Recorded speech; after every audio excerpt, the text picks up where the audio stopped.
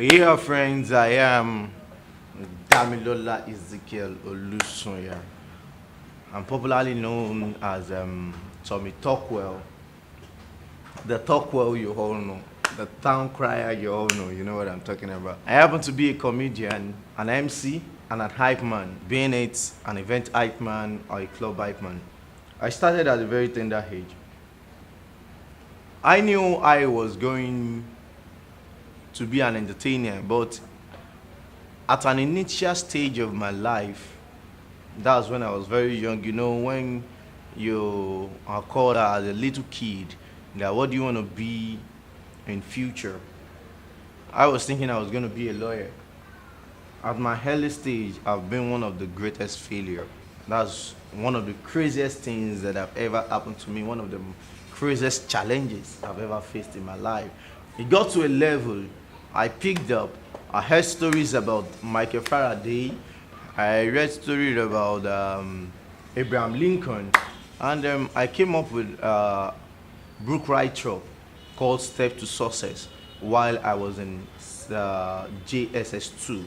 As time goes on, I get to understand, man, you have what they call talent in you, and you need to pass it out. You need to get it across to the world. So as time goes on, I felt comfortable with entertainment, and I started as an actor, stage play, what we call drama. Coming to an MC that I am, thank God for Astor's Entertainment. When they discover something about you, they let you know, aside from what we're training you on, this is what you can also do. On a Jets day, they called an MC and he actually disappointed them. And they were like, oh man, we needed somebody to be an MC, our MC.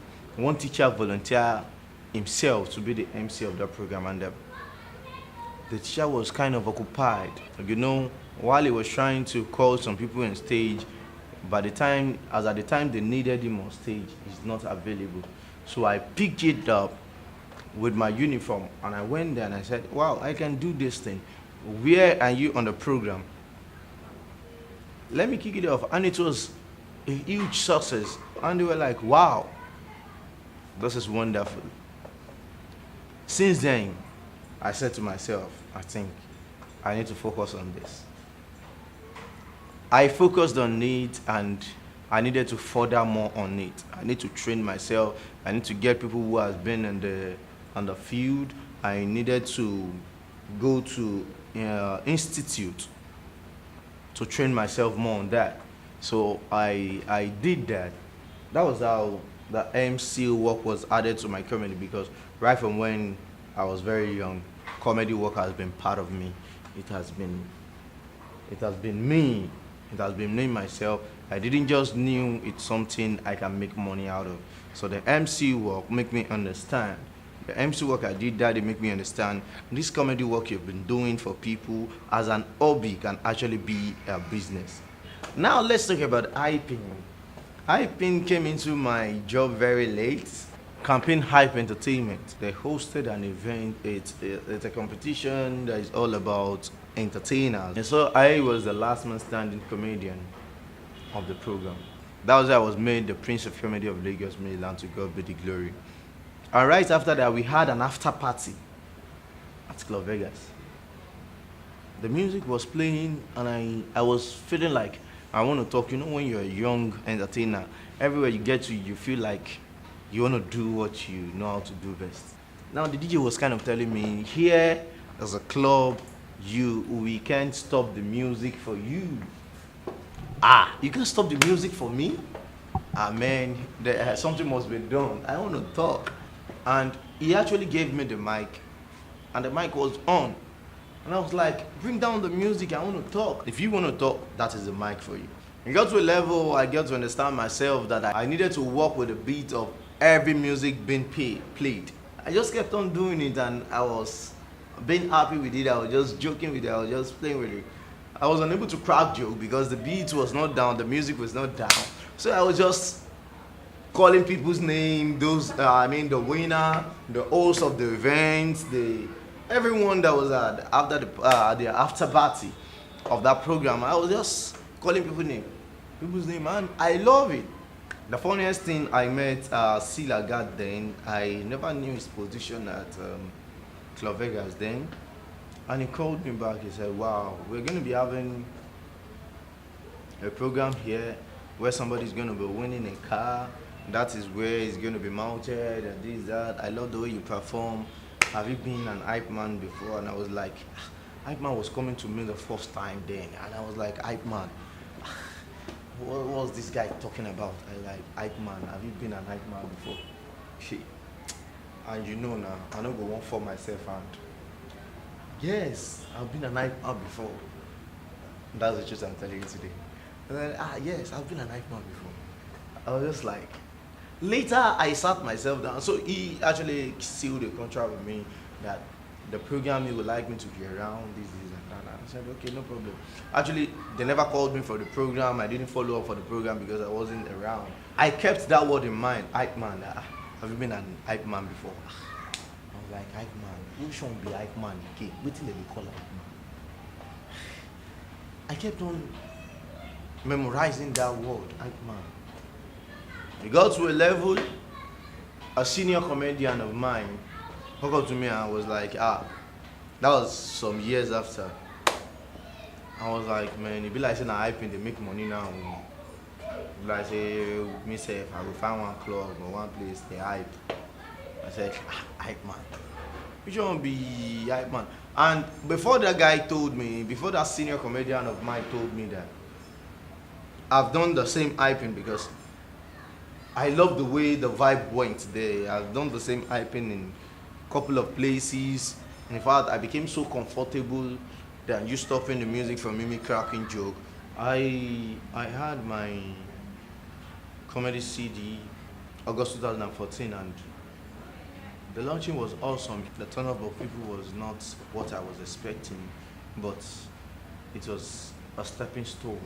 I get to understand that. And right after then, all events that I've hosted myself have been wow. I've been the brain under the Talkwell concert, 2015, at Kufu Bar and Lounge at the airport, 2016 at AB Hotel, 2017 at Creston Hotel, 2018 at Sky Club. Wow.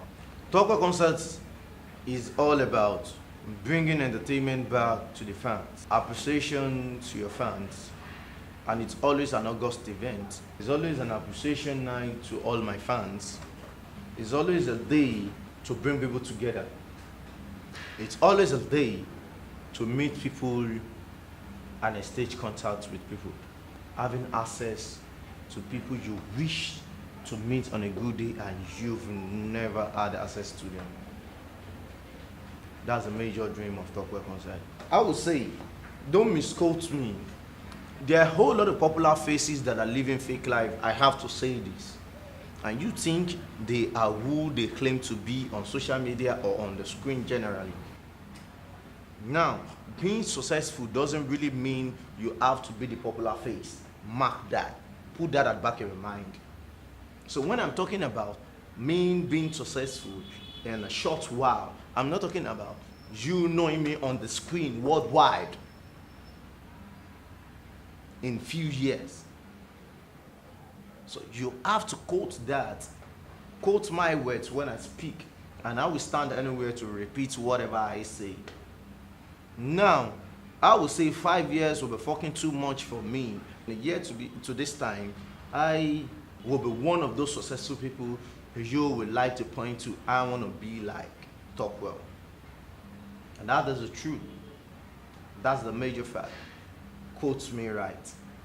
Might not be the famous face like you're expecting. A whole lot of MC are outside there and they're making money far, far more than those popular faces you're seeing on the screen day in, day out. Watch out. Talkwell is coming with something different. And this will be the first place I will be saying it. Talkwell will be the town crier. And when you call somebody a town crier, at the end of everything, most especially all these Yoruba town crier, they will tell you, Mo wire abi mi o wire o, and everybody will gather together to say, O wire o. They have no choice. Have I spoken well? Have I talked well or not? they have no choice. They have to reply and say, you have talked well.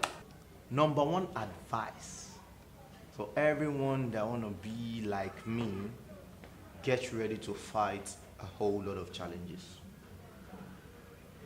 One, get ready to fail times without number. I'm not swearing for anybody, but it's something you need to prepare your mind about. You need to prepare yourself for it. Get ready to fail. I told somebody back then, while I was kind of advising the person or counseling the person, and I got this from one of my counselors too. It's not my brain. And I told the person, there is beauty in failure. When you fall on the ground, most especially, let me use a marketplace for example, it is a very big disgrace to you. On the first, on the initial stage where it happened, was a disgrace to you.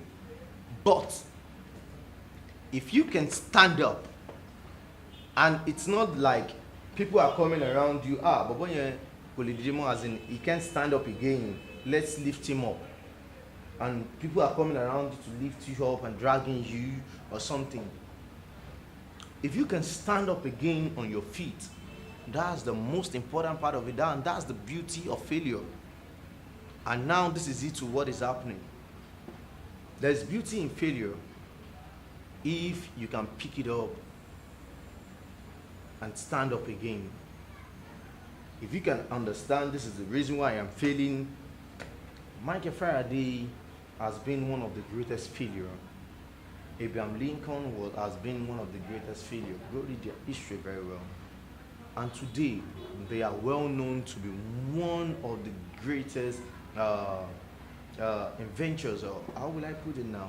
One of the greatest success on earth in the world. Do you understand what I'm talking about? So, what I'm saying is, there's beauty in failure. Myself, I am a living witness of this. I am a living witness of it. So, if you can fail and you can understand the reason why you failed, this is the reason why I failed, and this is what I'm supposed to do, this is where I'm supposed to correct myself, this is what I'm supposed to do. You can stand up again and you can pick up your correction. You can act on your correction. Fine, success is on your way. And that is it.